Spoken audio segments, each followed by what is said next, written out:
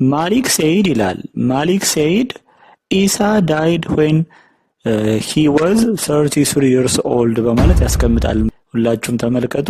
he will die the second time ሁለተኛ ጊዜ ይሞታል። ኢብን አባስ that the meaning of mutawaffika is he who cause you to die by the way ትርጉም ከቡኻሪ መጽሐፍ ማረጋገጥ እንችላለን ቀጥታ። ኢብን አባስ said mutawaffika means he cause you to die not to sleep። ማን ነው ይሄ ነብይ ብለን ሙስሊሞችን እንጠይቃለን። መስቀሉ ከ300 ዓመት በኋላ ተቆፍሮ እንደወጣና የነካውን ሰው ሁሉ ይፈውስ እንደነበረ በገዛ መጽሐፍቶቻቸው ላይ ተጽፏል ማለት ነው።